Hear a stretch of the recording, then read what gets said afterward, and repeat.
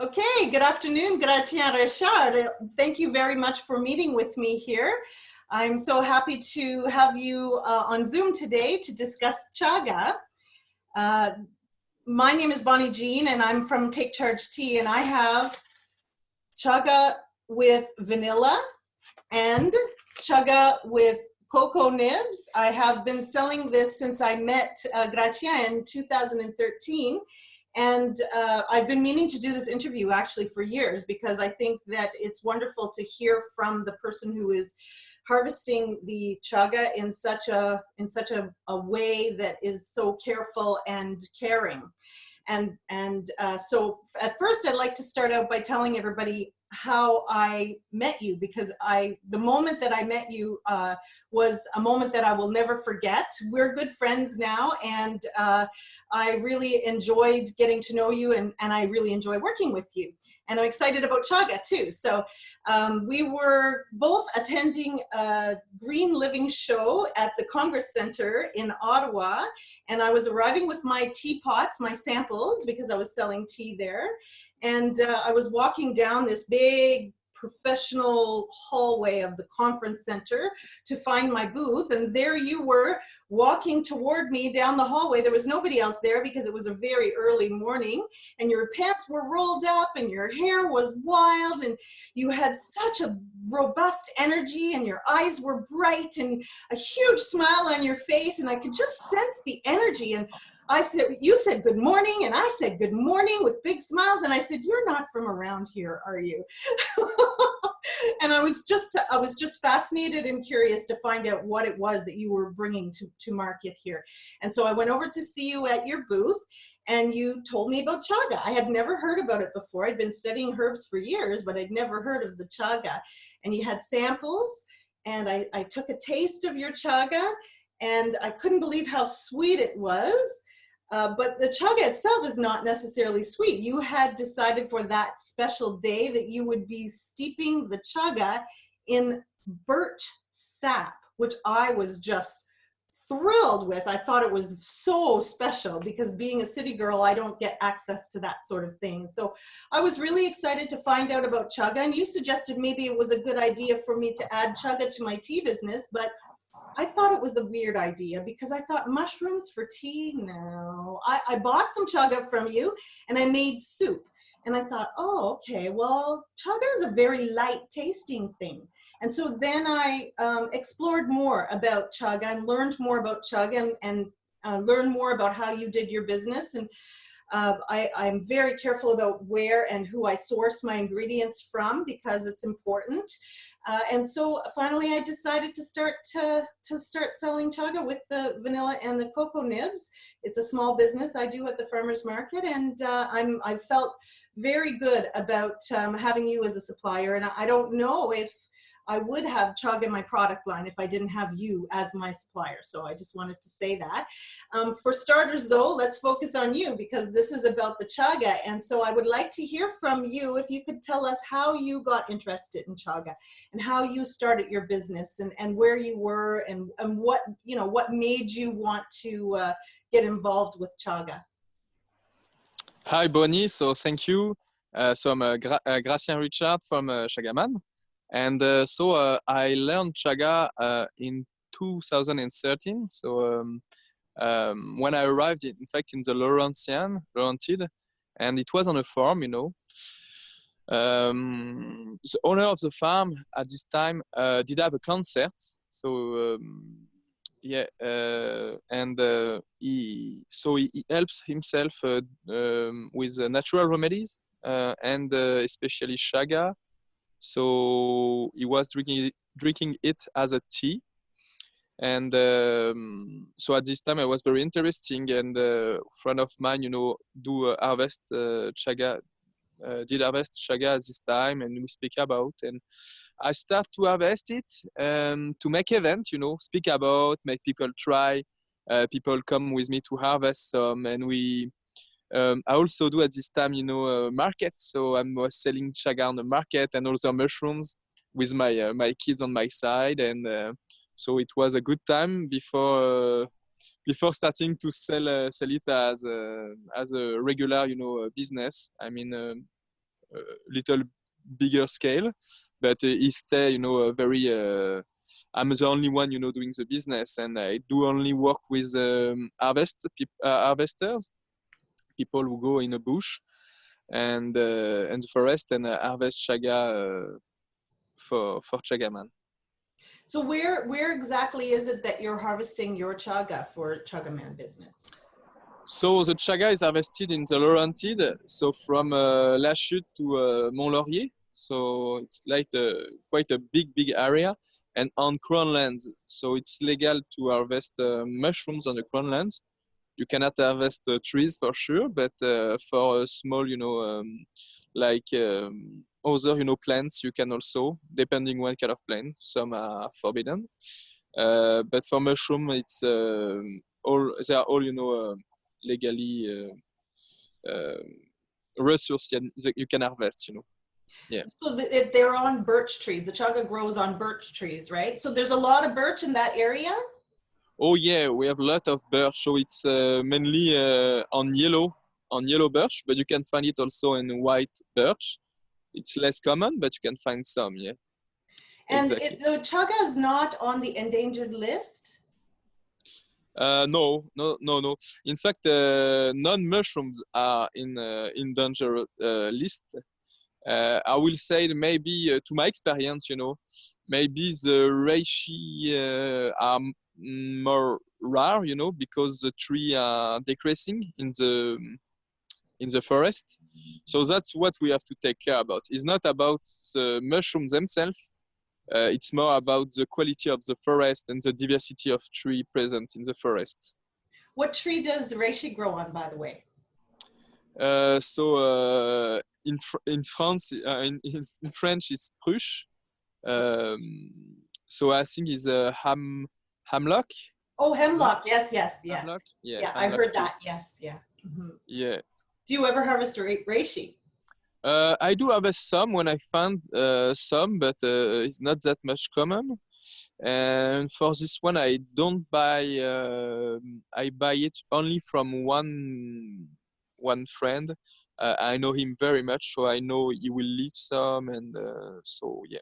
It's the same thing. It's the same thing as me. I feel like if I didn't have somebody like you that I trusted, I'm not sure I would want to buy the chaga, because I don't want to support the devastation of something, And I know that some people do have a concern about the sustainability of chaga, a concern about the trend of it, but I don't see it as being, I don't see personally in market as it being a crazy trend, but most of the people I sell chaga to, they're seeking it to augment their cancer treatment or to prevent cancer if they've beaten it. And so that's what you had said. The first guy that you met was helping himself to prevent a reoccurrence of his pancreatic cancer, if I remember correctly, right? Yeah, absolutely. Yeah. So he did make travel, to Germany to have a treatment, but it's like nuclear treatment. And then when he goes back to Canada, he only have a good living style and take care of himself and take it easy. He was taking it easy. Yeah, good. By the way, talking about chaga growing on birch trees, I have a friend who's allergic to birch, and she was wondering, would she be safe to drink chaga tea? I didn't know the answer to that. Yeah, I don't heard people having problem with chaga. I do, in fact. People have local, in the skin, skin reaction, locally skin reaction. People tell me that. So I don't know but it's very rare, it's not common, So most of the people don't have problem, but the best is to try to drink a small quantity and then to see if it's fine. Test it. Yeah, to test it. Yeah. So back to the harvesting, can you tell us a little bit about how you harvest in such a way that it's mindful of protecting the nature? Yeah, so what's happening? It's the chaga we harvest. It's a mycelium. So the part we take from the mushroom, it's a mycelium, and but it's not common because most of the time what we use is the fertile, The yeah, fruiting parts. body? Is it called the fruiting body? Is that what you're trying to say? Yeah, absolutely, the fruiting body, absolutely. I thought it So, was the but mycelium. I thought the chaga was the mycelium, no? yeah, absolutely, absolutely. So that's why I'm telling, it's very rare, we take the mycelium from a mushroom. Most of the parts, it's the body fruiting. For the chaga, it's a mycelium and it's a very small amount. It's like less than 5%. Most of the chaga is inside of the tree, so he keeps, he keeps safe the mushroom when we harvest it. It will grow again. It's slow. It's a slow growth, Mm-hmm. but it will grow, in about 7 years. And so I don't think we are ready to be scared about the resources. If we all harvest all the chaga, it will reappear, like few years after, and in fact, the chaga is taking place, on a host tree. Mm-hmm. This one have to be sick to be able to let the chaga grow inside of him. So it's a natural, a cycle of tree's life.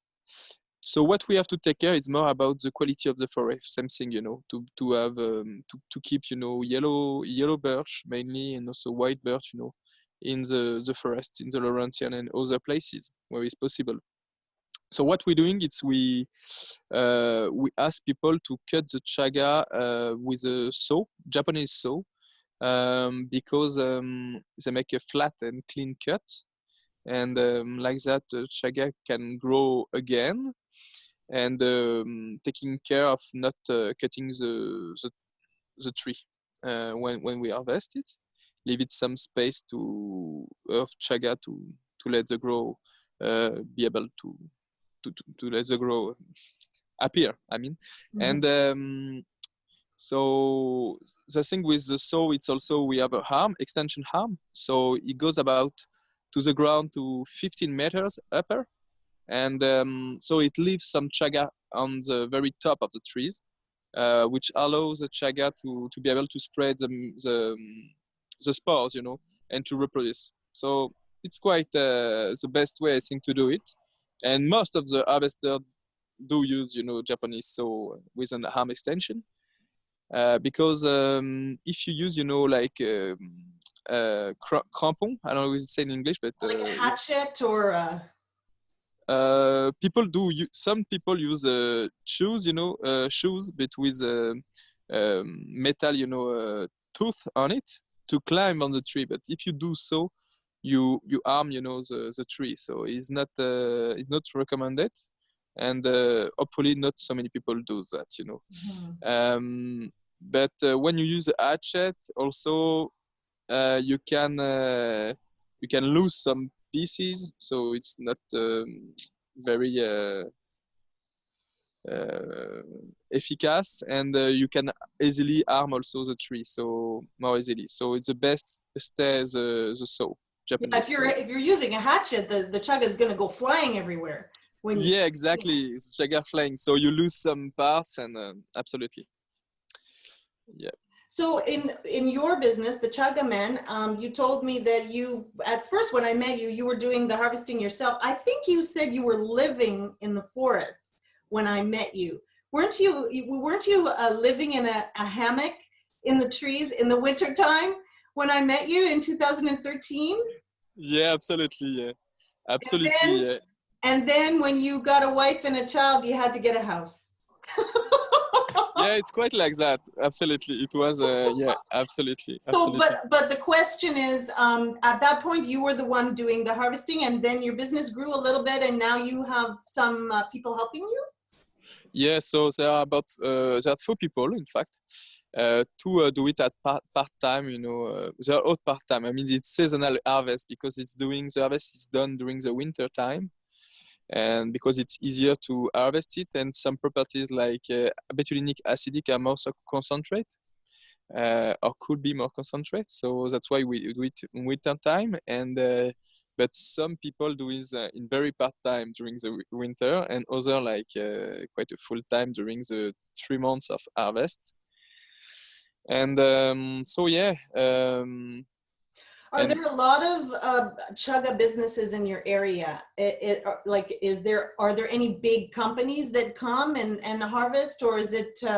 Do you know of people harvesting in the same region that you are? Yeah, so we are two small, CHAGAMAN and other, and one big producer in the area.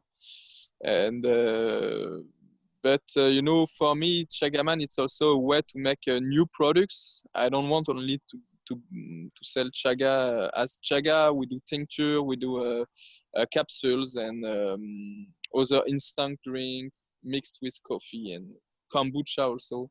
And do you So have those products on a website, or do you you have them in some stores, I think? For tincture, I think we have 1 or 2 stores selling it, but it's mainly online. Yeah, mainly online. And the instant coffee and the kombucha. Instant coffee, instant chaga, we do not sell for the moment, but it's a new product we work on, you know, Okay. develop. Yeah. Okay. So we talked about the birch. Oh, my friend also asked me to ask you, is the chaga safe and desirable to give to children? So yeah, I mean, I don't know so many people doing, you know, like reaction to drink chaga. I see only one person have a local, you know, skin problem. So the best is to try to drink a small quantity, small amount before to begin, and then to start to drink more. You know, if everything is fine, which is most of the time the case. You know, and for children, it's also okay. You know, you don't have any problem. It's not like property for exit. You know, like excitant like coffee. You know. Mm-hmm. So you keep it. It's even interesting for calm, you know, calm property. So it's good to regulate the arterial tension and blood tension. Yeah. Mm-hmm. So it's a good product for. It's okay for children. Mm-hmm. Does your son drink the chaga? Oh yeah, it does. Yeah. Mainly with kombucha Oh yeah, because it's more sugar, you know. more sugar. But yeah, that's it. Yeah, of course, of But course. So what about the other health benefits? We talked about the gentleman that was, and people, a lot of my customers like to use the chaga for a complementary prevention for cancer. And I understand that there have been studies that betulinic acid is in vitro shrinking cancerous tumors, and the chaga also, I understand, if I'm understanding correctly, the chaga has a high content of melanin, which makes it desirable to help prevent skin cancer. But what about the other health properties of it? Because it does have a long list of benefits, right? Can you talk about some of the other benefits? yeah, so as you tell, you know, it's good for skin problems um, like rashes, also um, uh, other, you know, skin problem. But that's why some you can find some product like chaga soap or chaga cream with chaga to put on the skin, you know. So depending for what is the use, you know, you can find different kind of product with that include chaga as ingredients. And but mainly, you know, when you drink it as tea or in tincture, you know, internal ways, chaga is good for regulation of the tension, so blood tension, also Sorry, regulation of what? of the arterial tension. Okay. Yeah, and also it's good mainly the most common and know action, it's on the immune system. So it's regulating the immune system. So it's also good for blood tension arterial. Digestion, Digestion, yeah, exactly. Digestion, it's the oldest property found by the first men who drink chaga a long time ago. They drink it for this purpose, you know. Yeah, in the but people from all, you know, the boreal forest. So including, you know, in Siberia. So one tribes there drink a lot of chaga and use chaga for many purposes.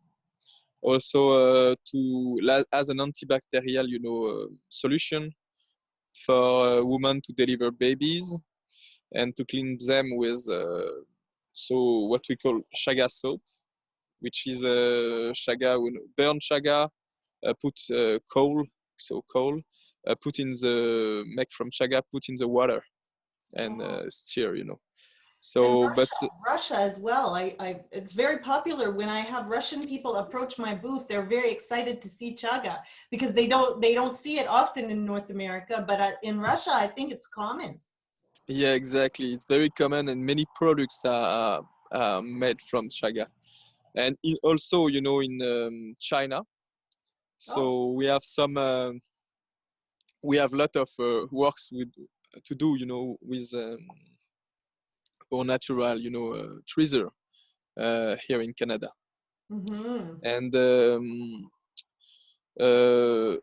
chaga is also good so for immune system, as I tell you, and so that's why people, you know, taking it during the winter time mainly, but all years long, and also for when they have cancer to prevent